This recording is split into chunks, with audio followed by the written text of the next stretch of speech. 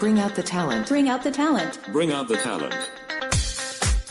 Welcome to Bring Out the Talent, a podcast featuring learning and development experts discussing innovative approaches and industry insights. Tune in to hear our talent help develop yours. Now here are your hosts, TTA's CEO and President, Maria Melfa, and Talent Manager, Jocelyn Allen. Jocelyn, I am so excited about our podcast today because it's something that I am very passionate about. Passion? You? I don't believe it. Hi, everybody. It's Jocelyn. We are really excited about the topic today and to bring you another fabulous guest. And we love that you're here with us again. So how can executives lead with a culture-focused mindset and shape their organization's culture and ensure stellar productivity? We dive into that today with our special guest, John Mancuso. John is a seasoned educator, writer, founder of Authentic Communication Matters, and a beloved TTA consultant. Welcome, John. We're so excited to have you with us today. And I'm thrilled to be here, Maria. Thank you.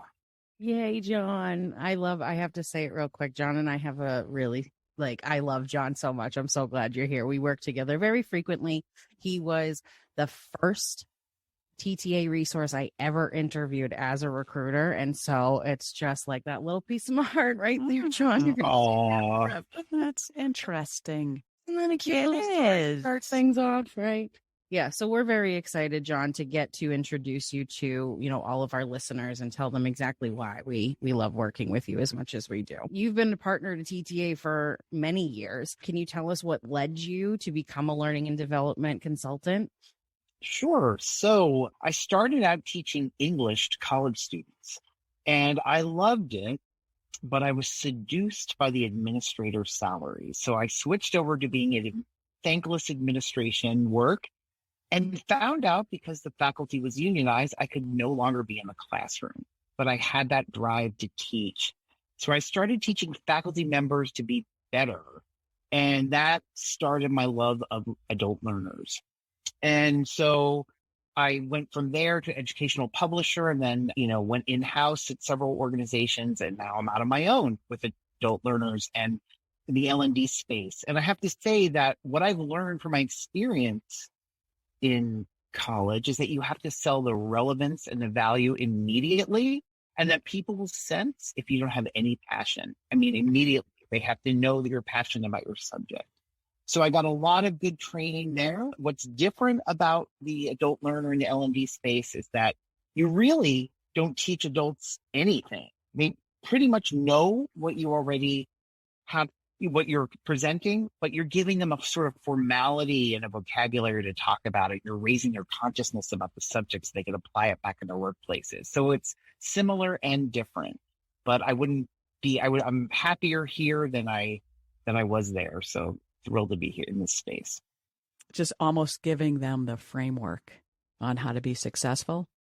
I think so. I think they know it intuitively, but again, it's sort of formalizing, giving them a vocabulary, giving them a place to apply the knowledge. Absolutely. You said part of what you were saying was that you were teaching educators like how to be better. That's how you got started and kind of like fell in love with that. What does that mean? Like, what kind of things did you do that meant, I'm going to teach you to be better? Well, is this being recorded? Teachers, I shouldn't say this.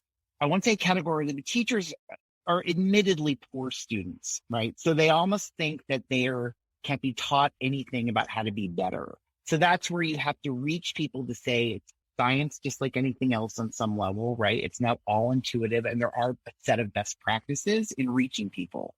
And that's really about how you would teach an L&D person, right? You have to have some kind of engagement. You don't talk at them. You don't know everything. You show some humility, those kind of things. Makes sense, absolutely. So how has your work changed since we have moved to this hybrid world? Well, my commute is shorter to the living room.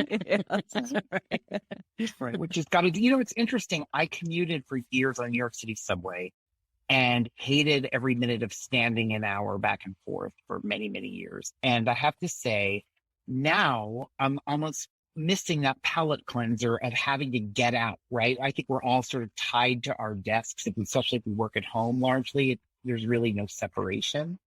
And there's a lot of that. It's interesting. I think most people have embraced the virtual model, most clients in L&D.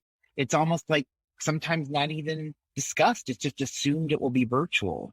And maybe that'll change. And I'm not really sure. But definitely moving into the hybrid challenges of hybrid workplace and those subjects around there are it's becoming more common topic.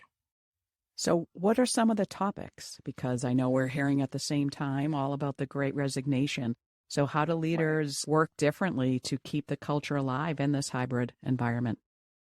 Well, first of all, it's interesting. I think the seeds of the Great Resignation and being an employee, the mandate to be employee-centered happened before, right? So it's interesting because now you're either with a client who understood that and now is just kind of transitioning to a hybrid workplace, or some people are kind of getting hit on the head with both.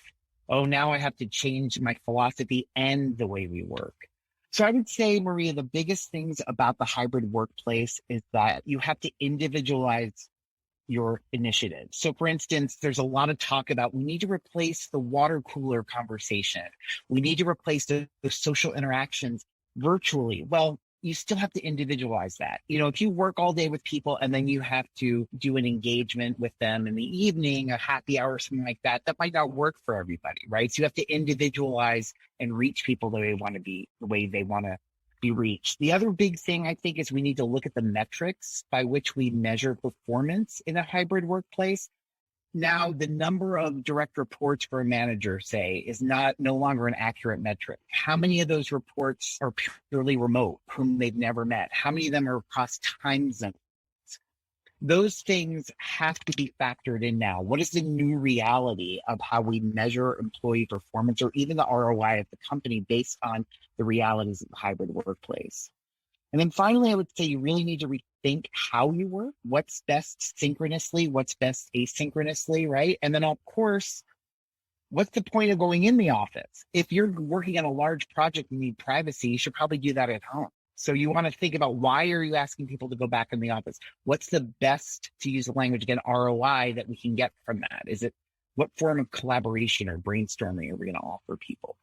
Really good points. You recently led a series with TTA focused on emerging leaders and discussed leading with a more culture-focused mindset. So can you tell us a little bit more about that? How do you help leaders shape their organization's culture and keep it effectively? And so I start with the idea that we sort of overplay a lot, the idea of servant leadership. And then I underscore that it's a leader's responsibility, that part of being a servant leader is that part of being a servant leader is creating a culture in which people understand that leadership is distributed throughout the organization. In other words, everyone should be thinking like a leader. So let me first start talking a little bit about what the responsibility is on employees, because when we say servant leader, leaders start to think it's all about everything I do, right? It's all up to me. So there is a responsibility on the employee, is that we want employees to think like leaders. And so for an example, is that we got to get people out of that SME, that subject matter expertise focus, and think about the larger context. Why are they doing the work that they're doing? And how does it fit into the overall architecture of the organization? This way, that gives people an understanding of competing stakeholders, right? So one of the part of the maturity that we have as professionals is understanding that we might be aiming for the same goal, but the way we go about it might almost seem to conflict, because someone's in charge of the money, someone's in charge of the engagement, someone's in charge of client relations, and often on a day-to-day basis, that creates conflict. So when people have to think like leaders to say, what is the greater good? How I can't be married to only my stakeholder interests. And finally, leaders and employees alike have to understand how everyone's contribution, big or small, contributes to the collective mission, right? Why we go to work every day, and how does that support the foundational beliefs, the values, and the output every day of the entire organization. Now, specifically with leaders, I would say data gathering and collaboration. The hallmark of an employee-centered workforce is the idea that we collaborate, that you ask your employees for input, but you do that strategically. And a lot of times I get pushback and I say, if I accepted every comment I got, I would not get anything done.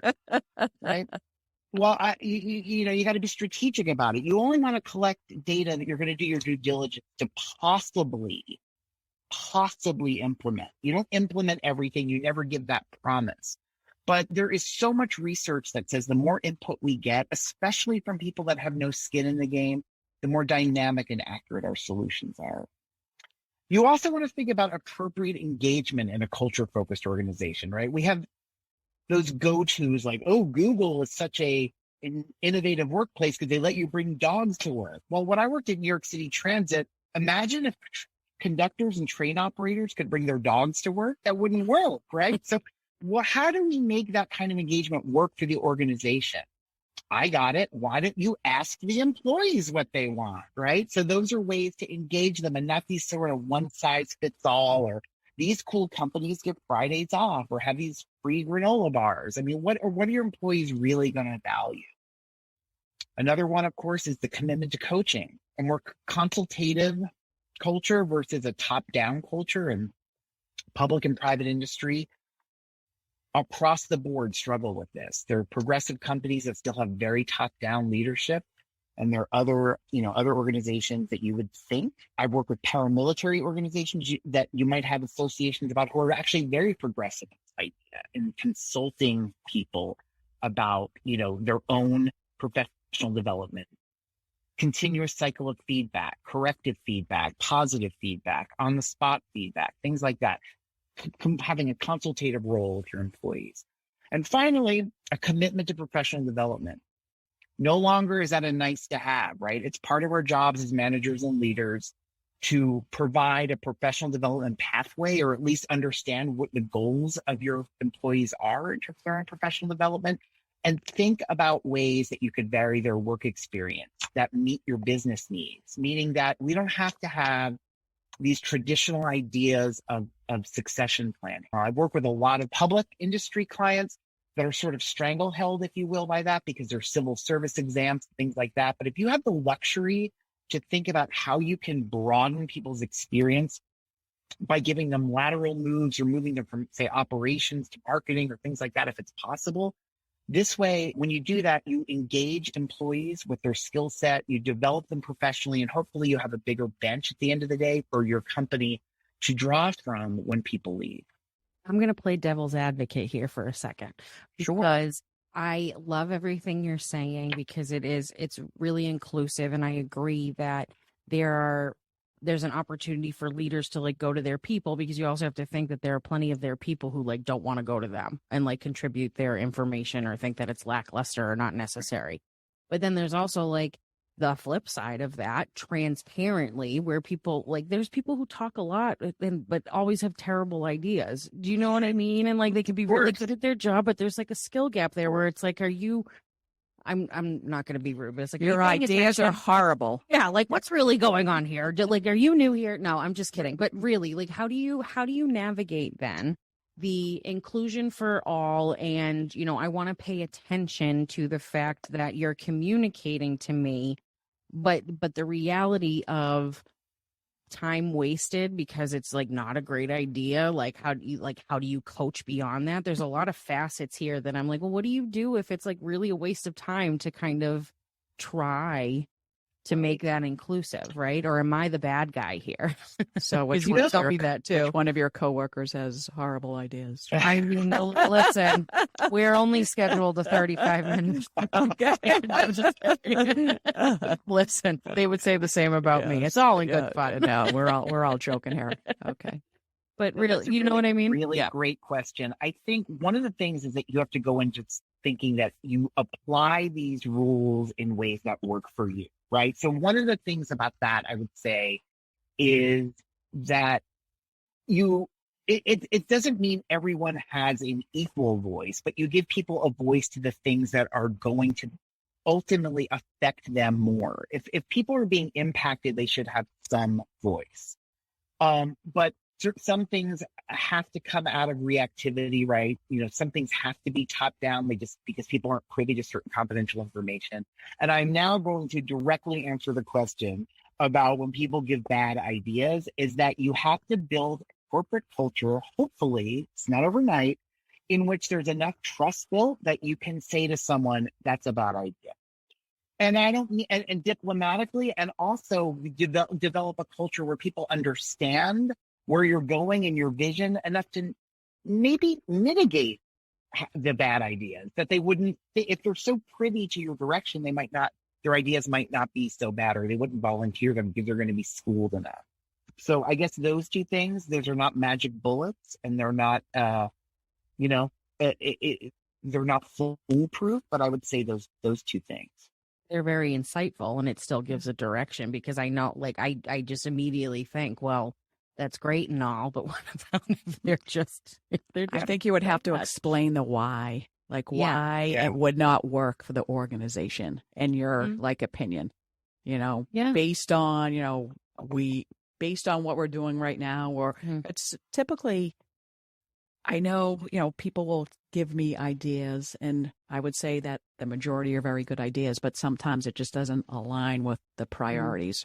We have too many things going on, but no, that's great. Interesting. Yes. I think that's what you have to do to explain why, because then I think they'll eventually close up and not want to give any more ideas. And it's very constructive. And like you said, it doesn't allow for closing up. It's like, okay, I got direction on this one. So now my next idea is probably going to be more aligned, and I can't wait to hear what the feedback is there. Yeah, I get it. Wow, what a breakthrough. And I also would agree, to piggyback on Maria's point, the other great way to do that is put it back on them, which she's sort of implying with open-ended questions. Well, how does your suggestion fit into this overall plan of blah, blah, blah, blah, blah? You know what I mean? Then it's, the onus is on them to explain and align their connection. And so it might come to them while they're doing that. Ooh, this is a bad idea. When you're working with organizations, how do they go from, okay, this is what I want for our company mission and values, but how do I practice that? How do you help them with that? So you are zeroing right in on what I call my dog and pony show, Maria. This is my favorite thing to do with clients, is to, first of all, bring attention that we assume way too much that people define and interpret words that we throw around the same way. We throw around professionalism, detail-oriented, inclusive, conscientious, all of those things that litter, if you will, our job descriptions and our performance reviews, that we just assume people define them and interpret them the same way. So a lot of times those definitions are the company owners or the leaders, and people are expected to guess what professionalism means to this company, or that, if they want to apply there or if they want to be successful there. So what I try to do is get everybody to work on coming up with actionable behaviors that underpin the words that they use that are important to the company. So those value words, right, that are part of the mission, or words, like I said, that are soft skills, like being professional, that are in job descriptions and performance reviews. So I would encourage everyone to come up with actionable behaviors that define them. So for instance, say professional, we say on time. Well, on time to Maria means muffined coffee at 9 o'clock. And to Jocelyn, it means 10 minutes before 9 with your coat on. Or you work for John, it's like, as long as you get your work done. Well, what does that mean, right? So we want to make sure that we are very clear about how we can communicate actionable behaviors to underpin the words that we use a lot, the soft skills, the value workers. Spread those behaviors around the organization as much best you can. And then you want to go one step further now, right? In the world of value-driven employees, younger people tend to see a lot of meaning in their work. So you want to think about, what is the larger context of these value words and your position on the world stage, right? Or what causes are you defending publicly in your social media feeds? And what do look at right now, what we have with the conflict and the war, companies are under the gun to, have publicly declare their position on certain things. So I would say it's internal, shaping the culture by really focusing on defining value words, key soft skills that are important, and then thinking the larger context of your social position in the world as a company's identity. I love this idea of identifying actionable behaviors because I just really resonated with what you said, because I've heard it time and time again, whether it's somebody's excuse because they're always late, that like time is a man-made concept. Like, what is time really, right? But the reality is like, what does that mean? Because I've worked for, bosses in the past who have been, if you're getting your work done and we don't see like a certain pattern, like we're good to go. Or on time means that like if your phone is ringing at 8:30 because you're supposed to be there, like you're already sitting at your desk ready to answer for it. So like, on time is actually 10 minutes before. But how, culture is so important right now. Companies are thinking about it nonstop. What do they need to do, or how do they go about identifying what those actionable behaviors need to be for them in order to start implementing like more of a culture focused mindset? Right. So one of the things you said right there is, what's the business need? It's a great question, Jocelyn. So is there really a need for people to be there at 9, right? Is one thing. But I would say what's most important, honestly, is the communication around the directive. Or the behavior. So let me give you an example.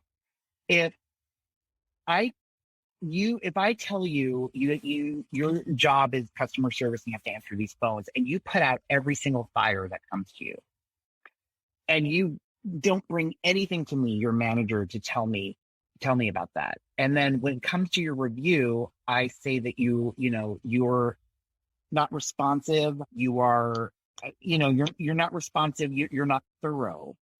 And you're thinking, wait a minute, I'm completely thorough. I go above my job duties every day to solve problems that are often beyond my responsibility, to not bother me with them. Because I've never communicated to you that problem solving thoroughness is about communicating everything to me so I know what the problems are. Do you see that disconnect? So all it is about explaining the behavior as an expectation than it is to just assume you know what I mean. And you're doing actually a better job than I'm asking you to do, but you're getting punished because it's not the job I want you to do. So that's where you shape the culture, is being crystal clear, first, about what the behaviors mean, and second, to your point, how those behaviors reflect the business need. Why am I asking you to do those behaviors? Why am I asking you to be on time? How often do you see disconnects like that, where it really is just a difference of, well, this is what it means to me, and here's how you interpreted it? Almost all the time. Yeah, a lot too. Yeah. Most of the time it's misunderstanding and just not proper communication. I appreciate communication more than anything else. It's the most important thing to me, whether it be good news or bad news or in between, that if I'm involved or need to be involved, just like keep me in the loop and I'll go to action. Like, as I know I need to go to action, I will be here when you need to call me to action. And even if it's just, hey, I don't need you, like we're good to go, then that's still communication that like I can proceed to other things. I value over communication more than I do under communication, because I want to know how things are changing and what's expected of me at that time. Yeah, I love that. Sometimes you just have people that are just, they have no self-awareness. As That's much true. as you can, talk to them, Mm-hmm. they just can't see it. And then you have to come to a point where, is it going to, work out, or do you have to part ways? Right. And that sometimes that's the most difficult decision to make too, is, and maybe a good point for you too, John, is, what happens when the amount of effort that you're putting in starts to affect the culture in the opposite way? Like, is that something that you encounter too? Of course. And I think, again, it goes back to, you can't mandate people's self-awareness. You could lead them to water to be more self-aware, but you can't really mandate what motivates people. I will admit, I was a terrible high school student because my ego and identity was not involved. My self-esteem was not involved in being a good student. It was to all my other friends. And of course, my self-esteem went down when they all got accepted to these great schools and I didn't. But the point is, you can't do the same thing with employees.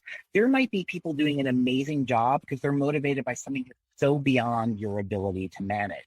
So that's why the behaviors are so important. Someone could be completely unself-aware, but you could say, you know what? These 10 behaviors are how we define inclusiveness. And these actionable behaviors are measurable and doable. They're not abstract. They're not like have a good attitude. It's I thank everyone that comes into, the store or whatever it is and whatever, milieu you're working in. And so that, again, you want people to be self-aware, but grounding things in actionable, measurable behaviors can show people success in the right way without them having to do anything, just following an expectation. Right. Alleviate some frustration too, because you're giving them a guide, Yeah. So we just spoke about some challenges. What are some common pitfalls leaders face when they're trying to change corporate culture? And what's your advice on how they can avoid these? It's funny, you sort of alluded to that earlier, I think, when Jocelyn was playing devil's advocate, right? A lot of times I'll say, ask your disengaged employees what they think would be a great idea, and they'll say to them, you don't pay me enough. You know what I mean? To answer.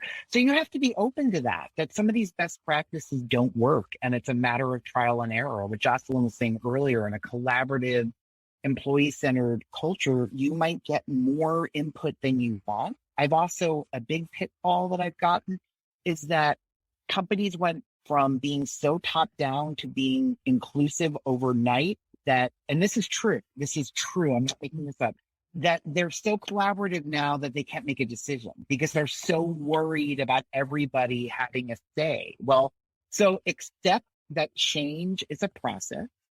And there's something they call the gap in change management, right? Where things are happening in a vortex and the old ways are happening along with the new ways. You have to be open that change takes time and not that things don't happen overnight. And eventually you'll get to the other side. And that certainly not everybody's opinion matters all of the time.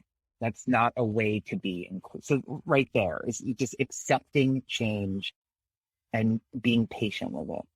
This has been a very intriguing conversation. I love how many different channels we can take because we're talking about emotional intelligence, we're talking about change management, we're talking about culture, like so many things that are important right now as organizations are growing and making changes. So I'd love if you've got like a top 5 fast tips for leaders that you can share with them who want to start moving towards this culture focused mindset, like real quick tips from John Mancuso.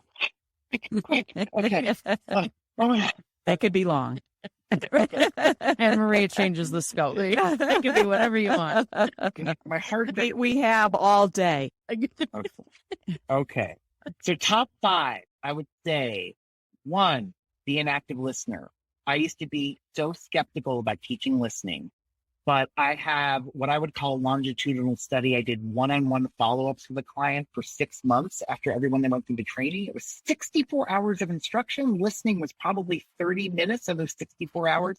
And that's what they remembered and saw the most value is active listening, not thinking about your response, seeking to understand with follow-up and not bringing it back to you or giving advice or anything like that. Just being an active listener. There's plenty of, we could do a whole day on that. But so number 1, active listening.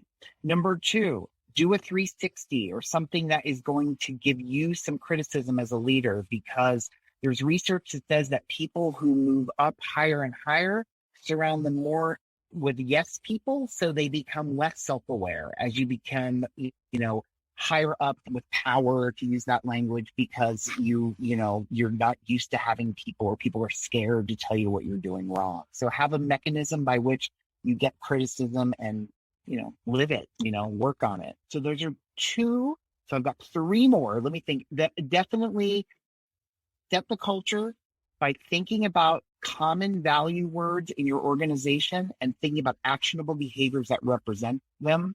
And I will piggyback that. This is still number 3, live by those values. I have a friend who was a whistleblower in her organization.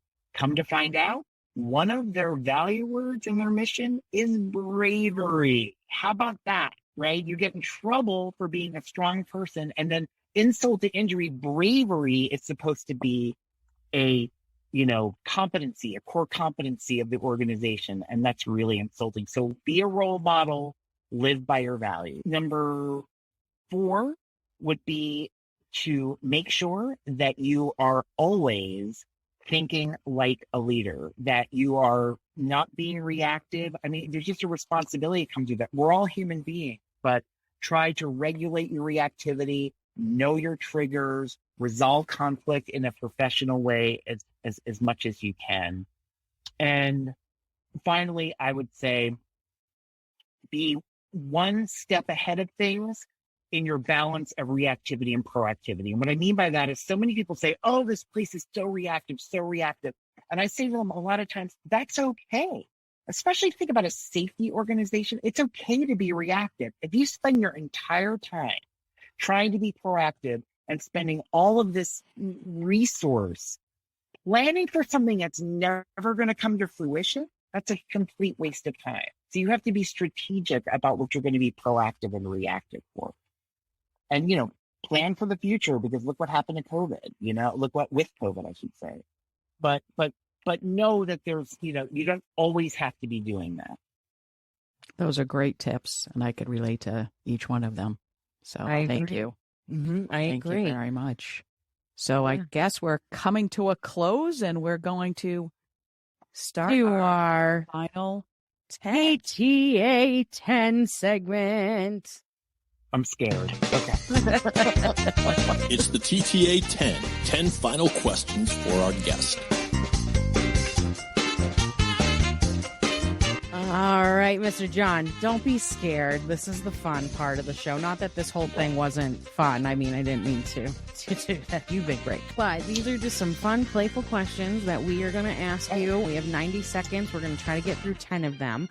If you win, you will get some mighty fine sound effects from our producer, David, along with some bragging rights. And if not, then we might shame you a little bit. But they're playful questions. Some, math problems might be in there, but we're just here to have a good time. So if you're ready, John, we're going to get started. Are you ready? Yeah. All right. Here we go. If you were a superhero, what would your superpower be? Empathy. What is... Yes, absolutely. What's the 10th letter of the alphabet? Gay. What 2020 phrase would you like to officially retire? Yeah. You're on mute. You're on mute. We're all in this together. What is your go-to karaoke song? Short People. What's your favorite place that you've ever traveled to? Berlin. If you could have coffee with any living person, who would it be? Any living person. Oh, wow. Wow, that's a tough one. Oh, man. Oh, wow. Say me. Jeez, I'm right there. Yeah. I was going to say, no. Yeah, why not? Jocelyn out. Sure, I've never been to a person because it's COVID. I know, we need to make that happen. What are Scooby-Doo's treats called? Scooby snacks. If you could eat one meal for the rest of your life, what would you choose? Peanut butter.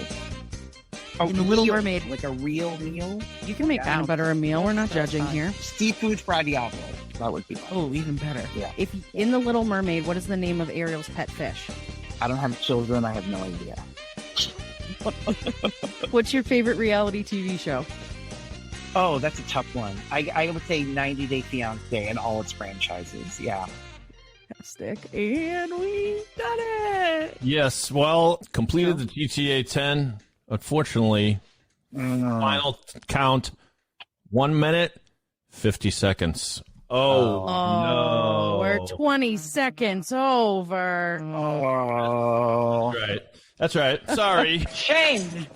John, you have failed in your quest to complete the GTA 10. We extend our deepest sympathies to you in the hopes that you can someday move past this profound humiliation.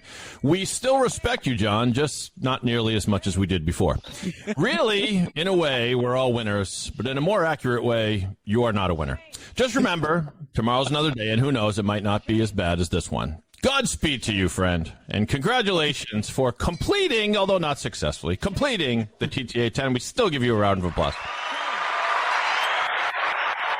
I think you did an amazing job. And how about saying the 10-letter in the alphabet so quickly? That was super fast. I mean, that was so quick, John.